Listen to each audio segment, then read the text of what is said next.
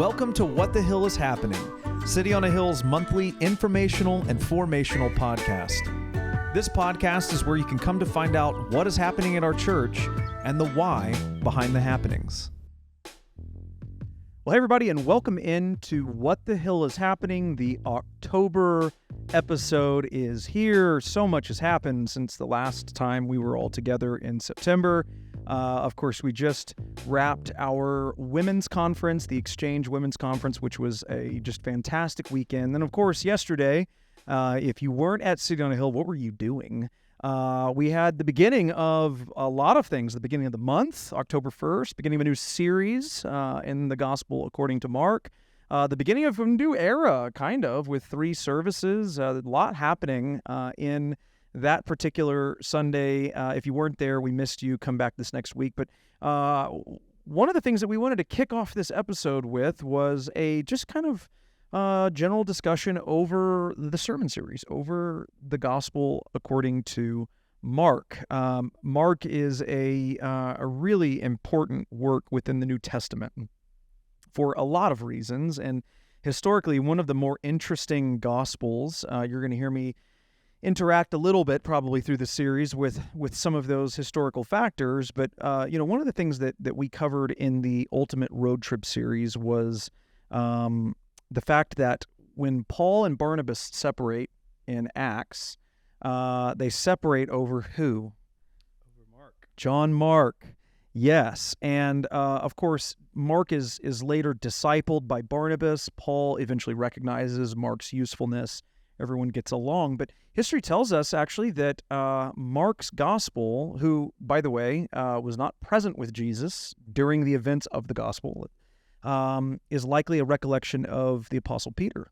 The memoirs of Peter is sometimes what it is referred to as in church history, which I think is just a fascinating part of his story. I mean, when you think about the other apostles and the people who were closest to Jesus, I mean, Peter is a very functionally center individual in the gospel narrative. And so to be getting this account from someone like him and written by John Mark is just really an awesome thing to think about. But I have on the show for this particular segment, RJ, who's been with us before, and many of you are familiar with him.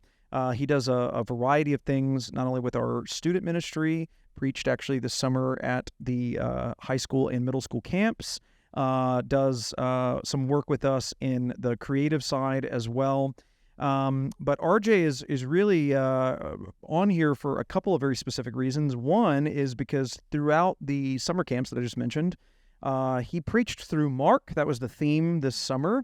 And so he's very familiar with Mark and has been kind of thinking through this as well, both because of the sermon series and because of the seminary college. He goes to the college there at Southwestern Seminary. And I mentioned a few weeks ago, several weeks ago now, that part of what it means to multiply the ministry at City on a Hill is to develop leadership. And one of the things that I hope to do during this series this fall is actually have RJ with me on the stage, much in the same way that James had me preach with him, as RJ continues to develop into whatever ministry God has for you.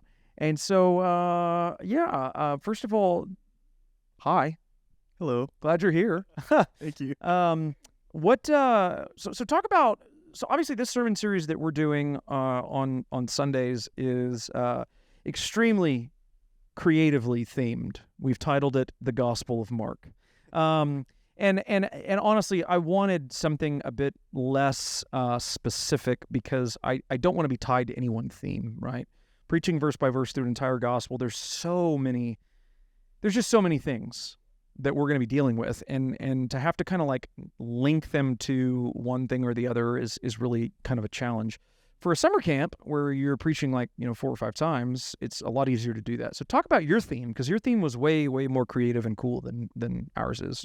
Yeah, our theme was the adventures of the Son of Man. So focusing on, Jesus being portrayed as a superhero through the lens of Mark. Yes.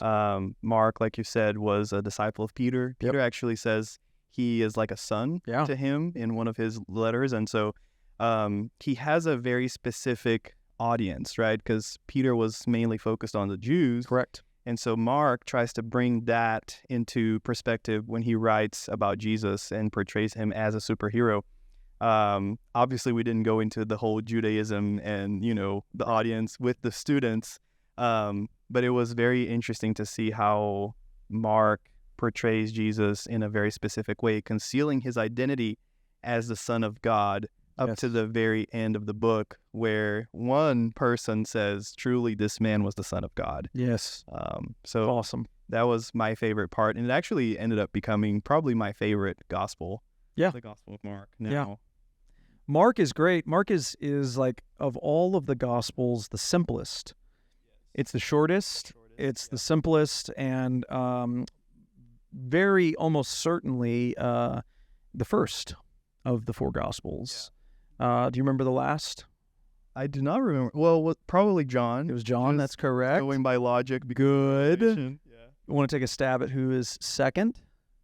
So I'm going to guess Matthew, because he Look at this. From Mark, right? It's like you go from seminary to the... so that makes Luke third. Yeah. And I didn't know we were doing a Bible trivia here. Yeah, I didn't either. I just sprung that on you. But yeah, so John's gospel's written anywhere as late as the 90s AD.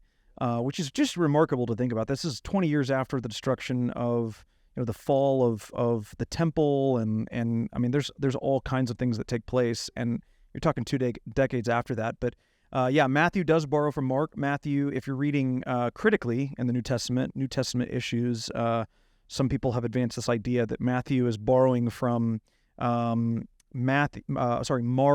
and a separate source that we don't have, that I think is referenced as Q, not QAnon. Source Q, and we don't really know what that was. There's no real honest... I mean, some New Testament guys may totally disagree with me. I'm not a New Testament guy, I'm a systematic guy, but I think that it's unnecessary, just to be totally honest. But you can see how he borrows from Mark and expands, right? Likely as that first gospel started being circulated, more questions arise, and so Matthew seeks to sort of expand some of those parts to provide further clarity, to kind of answer the questions before they come up. So yeah, and it makes sense, because when you look at Matthew's gospel, it's a lot more in depth. It is of the details that go into Judaism. Yes. He really, like, if Mark was trying to speak to the Jews, Matthew was like, I am speaking to the Jews for sure. You know it. Yes, absolutely.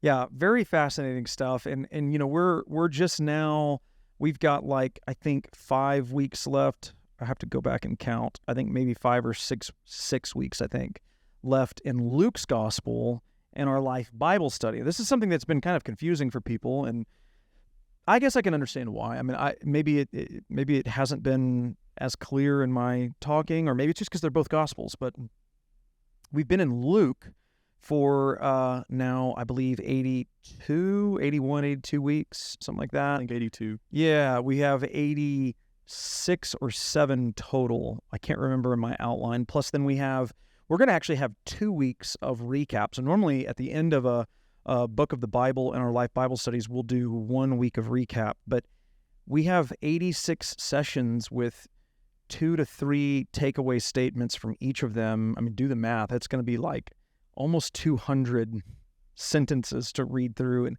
that's way too much in one. So I figured it'd be kind of cool to do at least 2, maybe even 3, honestly, when I get it all put together, of just recapping Luke's gospel. And then we'll do a separate thing there. So we're going to have a little bit of overlap in our Sunday morning experience. If you're in a Life Bible study, you'll be studying Luke. Then you'll be also hearing from Mark in the sermon series. But of course, if you've been to both, you know that sermons work themselves out just a little bit differently than a Bible study does. And so I want to hear your thoughts on this. There's no like real right answer, I don't think. But why is a gospel sermon series more advantageous, or is it more advantageous for inviting guests? I would say the number one reason is, again, not that the other books of the Bible don't, but the Gospels specifically focus on the person of Jesus, yes, obviously. and the works that he did while he was on earth, and Yes. what he accomplished as a human being, but also the Son of God. And so it is a great opportunity for us to present the gospel to new believers. And so just like we did at summer camp, I think we had 7 students come to Christ. Yeah. Because of, not just the sermons and everything, but the conversations that we had in the small groups were focused on the gospel message that was brought in the book of Mark. And I love being able to do that, through the life of Jesus. So good. So good. Yeah, I fully agree. I think the highlighting of the actual earthly ministry of Jesus is so compelling, and what people, I think, are most naturally drawn to want to hear about, especially that are not churched or don't know a whole lot about the Bible. There are a couple of other reasons why I think so as well, and one of them is not any different than the Acts series, because Acts falls in the same category, but it's a narrative. And I personally feel like, and maybe, I don't know, drop some comments below. Love to hear your thoughts. I think for me personally, as a preacher, I preach narrative the strongest, because I think I'm naturally drawn to storytelling. I like craft. I like building a story. Me too. And you don't have to work as hard with that in a narrative that's already laid out for you. You're just sort of bringing it to life. Whereas like in a Pauline epistle, it's really more didactic and teaching oriented. And you have to, I don't know, you have to be, I feel like you have to be more creative in those passages than you do in a gospel. Yeah. So I feel like in terms of just like what you're going to be experiencing on the Sunday morning, kind of week to week is better in general. And so therefore better for guests as well. Not only that, I also think that, the letters, Paul's letters, and even the other books like Revelation, well, maybe not Revelation, but like Hebrews, they have a certain tone to them that is more, I guess, used for discipleship. Yes. Whereas the Gospels are like, here is the good news. Yes. Gospel, right? And so the letters are like, here's what you do after. Yeah. Let's walk together as Christians and that's so disciple good. each other. That's so good. One thing I do want to draw just another kind of quick distinction here for some of you who may be thinking this, and I know I've heard certainly several people say this as well. And I think there is some error into this kind of thinking. Sometimes I think people think, well, I think this will be a great series to invite a friend to or a family member to or whatever, because we get to hear the actual words of Jesus, right? And what I like to remind people is that we're actually hearing the words of Mark, dictated by Peter, but empowered and inspired by the Holy Spirit. And because of that, then, what I don't want you to walk away thinking is that somehow the Gospels are more important because they hold more authority, because they hold the same amount of authority, because it's not Jesus who put his hand on the page and wrote it. It was Mark. Again, inspired by the Holy Spirit, but no more or less than Paul or any of the other authors of the New Testament. So that's just some kind of quick distinction to keep in mind, that I think there are reasons for why a gospel sermon series are better or is better for a guest or a non-Christian, especially as they come into our church. But certainly it is not because they hold more weight or they're like somehow more important because of the words. They're all words brought on by the Spirit and written down through human agency. Yeah. So just a quick little point there. What's your favorite story from the Gospel of Mark? I know this is weird, but it's definitely the demon in Mark 5. That's not weird. That's one of the coolest stories there is. Yeah. Just because studying for summer camp, and we went over that passage at summer camp. We couldn't go over the whole book, but I compared that to the other Gospels, and that story in Mark is one of the longest passages that Mark writes.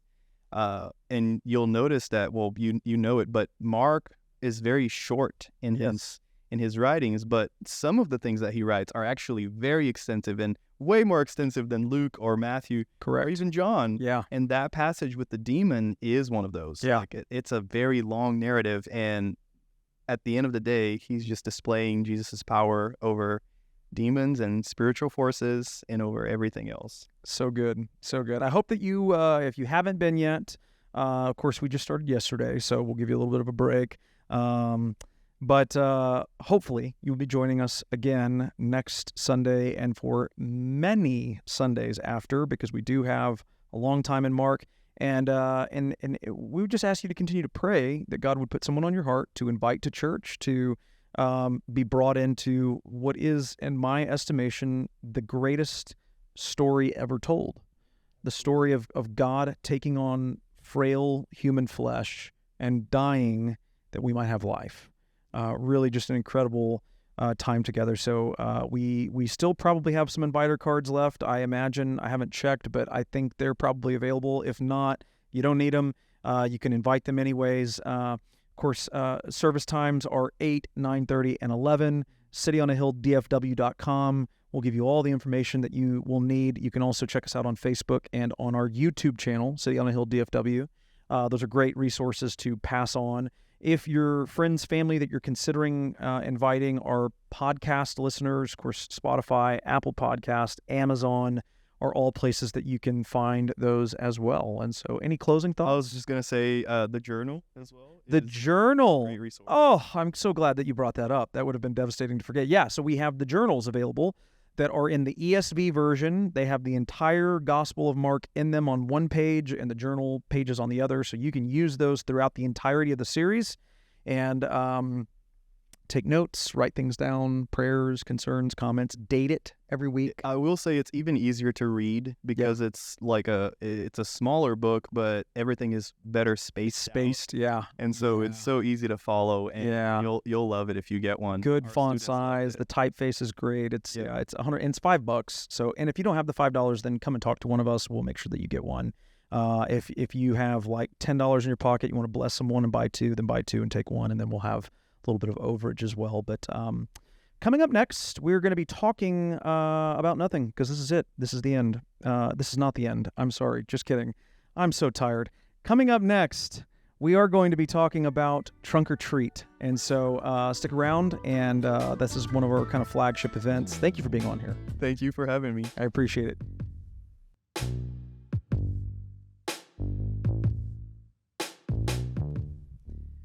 We're going to transition topics here to Trunk or Treat, also known as Fall Festival, also known as Harvest Festival, also known as, I'm just kidding, but we have called it a lot of things. Wow. And it seems like every time we changed the name to the new, whatever the new one was, James was always one step behind. Yes. So it is Trunk or Treat, though. That is what we're calling it, because it is a trunk or treat, a little different than the previous iterations of this event. And we're excited. How many years have we been doing Trunk or Treat now? So Was it Fall Festival or took a 1-year break in the last 10 years? That's all I know. That's as much as I've been around. Was it 2020? It was no, because that's when I got sick. Right. So COVID. That was the COVID COVID treat. Yeah. Oh my gosh, that was Everybody came for candy and went home with COVID. So that was not the first year we did Trunk or Treat, because the year before that 2019 was either 2019 or 2018. It was. Do you remember the year that it was like freeze raining? So that was our first year. 2019. Because during that Trunk or Treat, y'all were moving. We were moving, and our U-Haul with every single thing we owned was in the parking lot. That's right. Well, today is 99 degrees, so freeze rain feels like a long way from here. It does. Yeah. It does. But I remember that, because I remember it was all set up, and it was like brutally, and one of my daughters was sick that night. I don't remember which one. And so Jess went with the other, and 2019, Lydia probably was with me, because she was real little at that point. Yeah. I don't remember no, she did go with Jessica, because we went and got ice cream. Man, this is like, I'm accessing core memories. Wow. But yeah, all that to say. Yeah, this year, October 31st, which is on what the pagans call Halloween.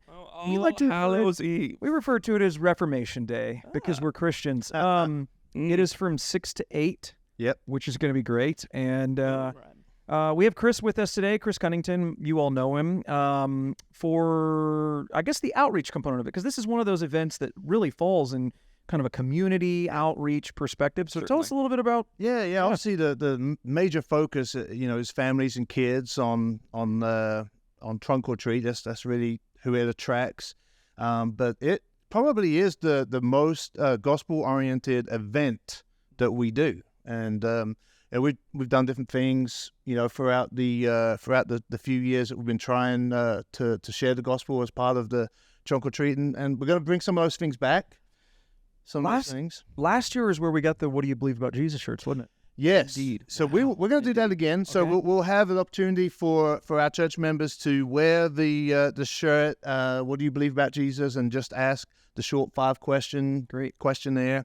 There were some really meaningful conversations that happened with that. So we're going to do that again. We're also going to do the gospel beads bracelet again. So the kids will progressively look for the 5 different color beads among the trunks. And each time they get one, they'll hear the next part of the gospel, kind of based on the Romans road, and so they'll hear the gospel that way. And then we've got a new thing this year. So we've got a live band, and we've had that for the last few years. So we're going to interrupt the music at 3 different points. So at 6:30, 7, and 7:30, and give a 5-minute presentation of the gospel, just in the style like you would think of if you were at VBS on the stage with the high energy teaching, and so we'll give our families a chance to see kind of what you would get at City on the Hill on a Sunday morning, gospel project material that we're using. But there'll be another way where everyone will get the chance to hear the gospel. So what I understand you saying, Chris, is that you're going to rap the gospel live on stage. Oh, I'm not going to commit to that, but hey, if it makes you come out there, then just know that it's a possibility. Yo, Chris raps. You heard it here first. Yo, Chris raps. You heard it. It's a terrible rapper. So your worship pastor's white. Talk a little bit about there's a couple things we're doing for this event that will benefit the 2024 mission trips. Yeah. So there's a free event, so people can show up. They'll get the gospel in various ways. They'll get a whole bag full of candy, lots of different games. But the 2 other things we'll have will be a chance to purchase food. So probably is going to be burgers and quesadillas. Yep. Those were both super popular. Well, I know last year sold out. Yeah, sold out. And I think, was it like bison burgers or something? Yeah. So bison burgers. So this year we're talking about pork quesadillas, and we're talking about using deer meat for our burgers, so utilizing some of that, and that money that we raise from that, and also a dunking booth. So you will pay to dunk surprise personnel. Okay, so we won't tell you exactly all that's going to be, but you'll get to pay to dunk people, and that money and the money from the food is all going to benefit mission. So local and mission trips. Good. So there's 2 different things. We've seen a huge amount of increase in benevolence requests this year, and so some of that money might go to local mission, and then some of it will go to mission trips next year, which Puerto Rico and. So I'm assuming it's probably going to be some of our staff members who are in the dunk booth. We don't know exactly who yet, but if any of you have been recently baptized by anybody on staff, you might have a chance to baptize some of our staff members. We dunk our staff members like we baptize our members, which is fully immersed. Well, if any of you have sat on the front row when nearly rebaptized, you're probably getting baptized again anyway. True. It's going to be great. Hopefully it's not freezing rain again that night, because that would be a different experience than dunk booth. I'm kind of for it here. I'm going to be honest with you. It ups the ante, makes it a little more exciting. If we have freezing rain, we'll still do it. We'll just charge $10 instead of $5. Absolutely. Higher stakes.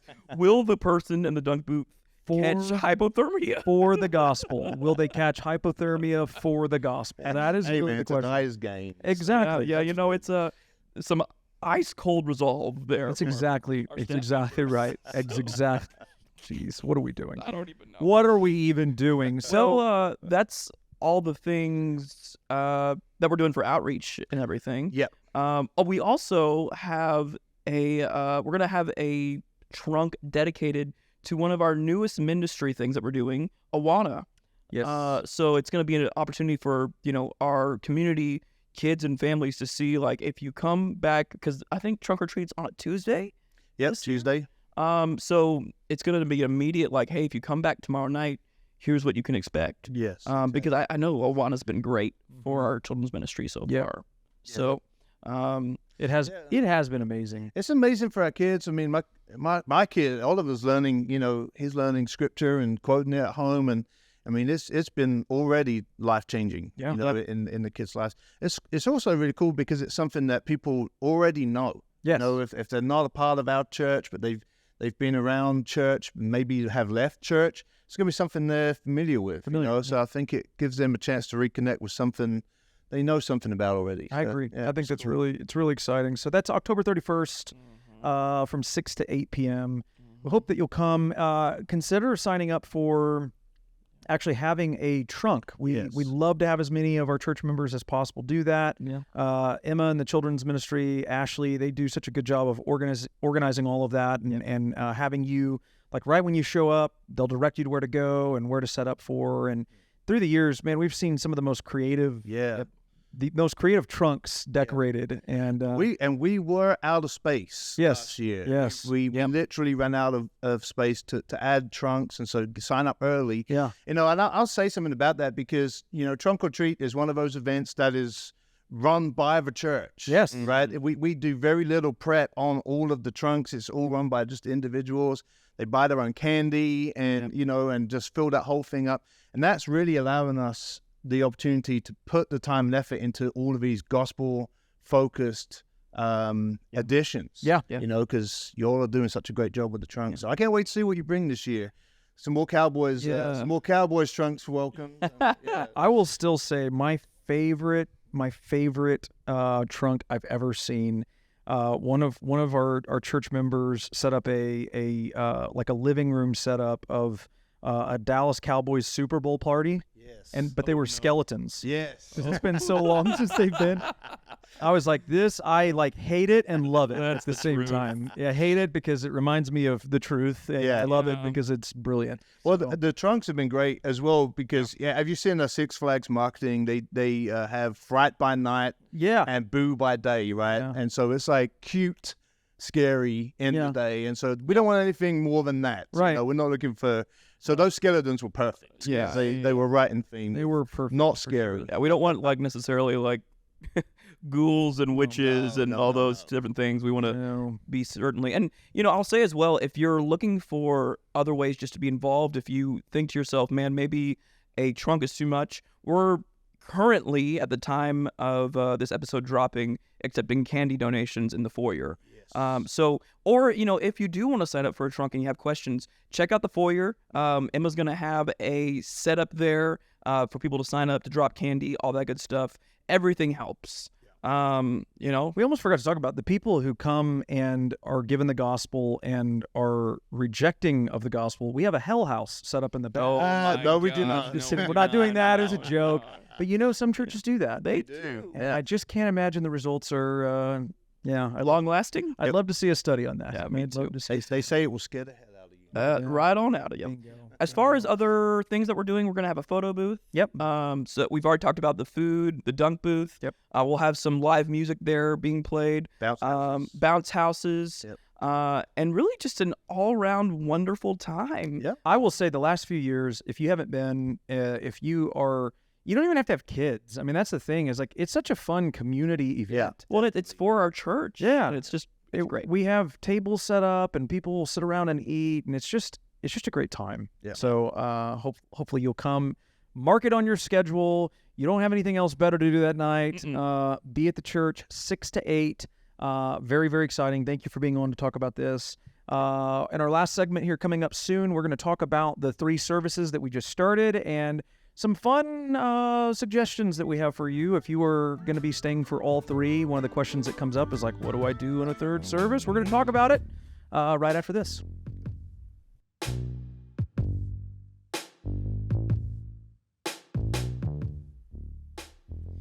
Well, for the final segment, I have brought in my arch nemesis and the person whom I hate more than anyone on the planet, Kelsey Barker. Hello. It's here. Me. I'm here to ruin the day. That's exactly right. What? I'm happy that you're here. I'm glad to be here. And, you know, it was wonderful to be a part of that last segment as well. Yes. Talking about the all the future trunks that will be in the parking lot. Many trunks. Many trunks. Many trunks. Car trunks. How do you feel about 3 services? Man, let me tell you. We just had our first service like that. You know, either yesterday or whenever, you know, you're listening or watching this wonderful show. It was incredible, Derek. Mm-hmm. I'm just kidding. We're filming this in September. We have no so idea. I have no idea. So man, I have a mix of emotions, to be honest with you. And I'm sure you do as well. I do. I'm number one, excited because the fact that we have to have more services is because we've had so many people. Yeah. Like I know this past Sunday, we had right around 250 people in the first service. Mm-hmm. And, so I always get done leading worship and I, go backstage and then come in from the back of the auditorium. And I could not find my wife. Like that's how packed it was because she was sitting somewhere different because of just the crowd in the room. And I had to help one or two people find a place to sit down. Yeah. Like it was insane. Yeah. And so, it's like obviously needed that we are doing these 3 services. And so if you came to any of our 3 services for this first Sunday of the month, I hope it was great. Obviously needed, so I'm excited about that. It also is more time. Yep. And I know that's going to be tough in some ways, but like I realize that the toughness will be worth it. It will be. Like that's kind of how I feel. It 100% will be. I'm kind of the mindset that I have to like draw back. I'm like 5 services. Let's go, right? Like whatever it takes, and then I come back to reality, and I'm like, we don't need to do that. But 3 services, it is a lot. I am fully expecting. I've had several pastor friends of mine who have preached at churches where they had to go to 3 services, talk about the unique challenges, just mentally, emotionally, that it takes out of you. And so I'm kind of like gearing up for that. But, we had a practice run on Easter. We did. And that was it worked. There are some Sundays where especially here recently, where I've gotten done with one and I'm like, oh my gosh, what am I going to feel like when I have to do this twice more? Well, because you want each time that you're doing it to have the same amount of like effort on your end. And, like you're not going to mail it in for anybody. No. But I think for me, I have to remember like what the source is for all of that. That's right. For me, like, because it's not Kelsey Barker trying to put on, the best worship set or show or, play the best songs. It's like, that's coming from the Spirit, the ability to do all that. Well, and I have to remind myself that too, and I am reminded of that. There are times where, and you in the room know, I mean, I've preached through a lot of like really physically uncomfortable, sick, pain, like things that the general audience had no idea about. No idea.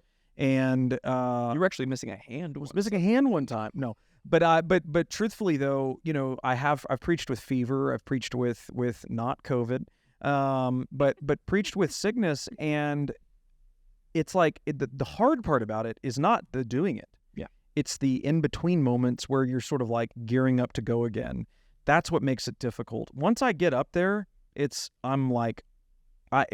where the Spirit, I think, really begins to do His work. And so I don't really even think about it that much. But yeah, it's the sort of anticipation of like of waiting but man, it is so humbling and it is so worth it to me. Yeah, because of the kind of excitement and just the testimonies that I've heard and it's really well, and it's been funny in this like gearing up for it and everything, like seeing people who are excited about it, especially on like the teams that I serve on, right, or serve with, and like just hearing people who are like, I can't believe that we get to do this, and hearing that makes me think like people are actually bought in. And, like that's just such God's grace, no doubt. So, as we're talking to our church here on the old podcast, I'm sure that they're wondering what to do with their time on Sunday mornings. Wow, that is a great question. Because we're switching around their entire lives with the service change. Right. Because, now we have an 8 a.m. Right. A 9:30. And 11. Right. And the question is, if they're coming at 8, what do they do with all that extra time, Derek? It's a great question, and one that I hope to comprehensively answer now. Wow. And a 3-part treatise. Yes. No, so, this has been, if I'm just being honest with you, it's been one of the most surprising parts since we have made the announcement that we're moving to 3 services. I have legitimately heard many people at this point. I couldn't put a number on it, but like probably anywhere over 10 to 15 that have said something along the lines of, I'm so excited that I get to go to a Bible study now. Because so many of our church members come to a church service and then they serve in either the student ministry or the kids ministry. And now, because we have 3 services, they're looking at that 3rd service as like, I can go to a live Bible study. The whole bonus service. It's a bonus service. Bonus service. And I do think that there is something to that. And so I think as you're thinking through your morning, do you commit that amount of time? I mean, really, it comes down to like, is Jesus worth it, right? Not to lay it on thick, but truthfully though, I think there is a way in which you can really get a lot out of your morning. And so whether that is, a church service or a Bible study at the 8 a.m., a church service and a Bible study at the 9:30, and then serving at the 11, or serving in the host team throughout the whole morning, and then just choosing 2 services to go to. I do want to make it very clear, just as a way of reminder, if you weren't there yesterday or October 1st, you're right. We shouldn't. This is always a strange thing because we film these in the month before we have them. Is this the future? So then we have to talk about the events as if they've already happened. Or is it not? So we're breaking the 4th wall here and sort of telling you that, it is. Who am I? It is not. But if you get to October 1st, or I guess by the time you're watching this, if you were there yesterday and you're like, man, I really don't know how to organize my morning, bear in mind, if you are a parent, that the primary services for students and kids, the only service for students, but the primary service for kids ministry is at the 11 a.m. So whatever you choose to do, make sure you set it up in such a way where you are going to like a class or a service time at that time if you have kids. Because what we hope, I mean, I think in the ideal world is that you would come to at least the 9:30 worship service with your kid or your student, depending on their age. But if they're in student ministry, to bring them to that 9:30 service so that when they go to student ministry, you're able then to go to a Bible study or whatever else. Well, I think it's interesting, like your whole thought on that, because, man, I think in the last 20 years, there's been a big shift away from having families sit together in church. Yes. It's almost like hey, go get church, and while you're in church, drop your kid off over here so he does not bother you. There was a woman one time that told me that she was upset about a few changes that were being made. This was years ago. And she was upset that her kids were going to have to be with her in church. She was like, church is for me. And I was like, no, ma'am, it is not for you. It's for Jesus, and it's for God's people collectively, and you're the primary disciple maker in your kid's life. Yep. And yeah, it just really breaks my heart. And I get it. Like, I understand life is busy and life is hard. And for me on Sundays, our family is obviously, we're pretty vested in the church. I mean, why? I don't know. Jessica serves on the worship team. She also serves in the youth ministry. Mm-hmm. So she has to be there at what time are you guys getting there? 6:30 in the morning. Yeah, so she's there at 6:30 in the morning. Party. I am on dad duty on the morning, so I get the girls up and we go to church together before I come in to preach. Actually, Lydia's joined the tech team. She has joined the tech team. She's running the tech team. Running the whole thing. But all that to say, this is one of the things that we're talking about is like, obviously for one of those services wherein they are coming for, we can talk about this now. So we did communion. We're doing, you were there yesterday. We did communion. And this is a monthly thing now at the first of the month. And this is the discussion that came up was, I want Cam and Tori, who have believed the gospel and have been baptized, to be able to take communion. But we don't want that responsibility saddled on the children's ministry. And so we were trying to figure out, like, how do we work this out? And I think the new bilinguals, communion. Yeah. The conclusion we came to is like, if you have kids that are old enough and have been baptized and obviously then have believed the gospel and are therefore qualified to take communion, then they need to come to church with you on that Sunday. Yeah. And so that's what we're going to do. Like on those Sundays, they will come and they will sit with Jessica. They'll sit up in the front during worship, so I'll kind of stand with them. And then when I get up to preach, they'll be with Jessica throughout the message. Yeah. And So that's something for you to consider as well if you weren't there yesterday, to give consideration to if you have children that are of communion age and fit that model, then it's going to be really important for you to come to church with your kids and celebrate that. Well, and taking communion with your whole family is like just something that is special. So special. And like I'm excited about it being in our services. I am too. And it's going to be great. You know, we had a in my opinion, best night of worship we've ever had back in September, and really just a tremendous turnout. Tons of people came. Yeah, there's a lot of people there. But this is one of the reasons that led us to make this change was like it's still not even half of what come on Sunday morning. Yep. And that's a problem when it comes to communion. If night of worship is not like that's between you and the Lord, and our team is so faithful to serve the church regardless of the audience size, and it's not something they're doing for like accolades or whatever. But my concern pastorally is like, well, but we're also doing communion there, and that's the only time we do it. Yeah. And so if you never come, then you're never a part of it. And so with this change, I think, man, it's just the best of both worlds. It's going to be huge. And, you know, one of the things that you have made very clear in the past and that I love, I think one of the reasons why we started like almost segregating kids away from worship services was this whole idea of like kids can be disruptive. Mm-hmm. And, you know, we have a church that's growing and we have a lot of young families. And what I want our young families to understand as like your worship pastor and your senior pastor, like it's okay if your kids are making noise. Yes. Like it's good. We're all right with it. Because that means that our church is growing. Yes. And that means there's people with new life in our church. It is a blessing of God. So, yeah. Sorry, my throat is a little dry. Let me knock this thing over and take a quick little drink here real quick. What do you have there, Derek? Is that It's just my new mug with the new City on a Hill logo. Wow. And also, it's really warm because I have this hoodie on, and it also has I hope I didn't break this. I don't think so. There we go. Yeah, it has this sweet logo here, too. Wow. You know, did you get like all that custom made for yourself? I did not. In fact, they are available for sale right now at the church. What? If you take your microphone and you move your hand back like this, you'll literally hit a T-shirt planted for you to hold up as well. Look at that.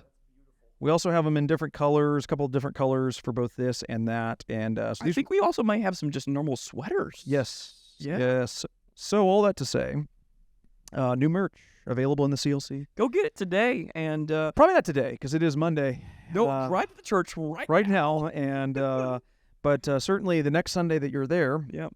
It's also available for purchase on our website. It is. And then I will say, and we didn't talk about this before, so you're gonna hear a live decision-making session between Here it is. Derek and I. The magic works. Hey, Derek, should we announce a fire sale? We should announce a fire sale right now. Right now. For how much? $5. $5 fire sale. $5 fire sale. FDFS. FDFS. So we have a lot of our older shirts with our old logo on it.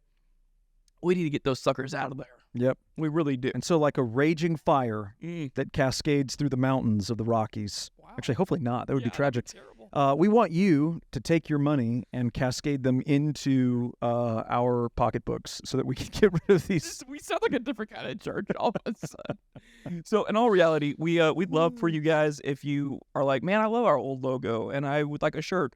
We're going to sell those old shirts for $5. Come get them today. I think we have limited amounts on certain sizes. Also, if you hate our old logo but are just like, I need a lawn shirt, or I like having shirts to sleep in, or I have kids that like those kinds of shirts to sleep in. It's true.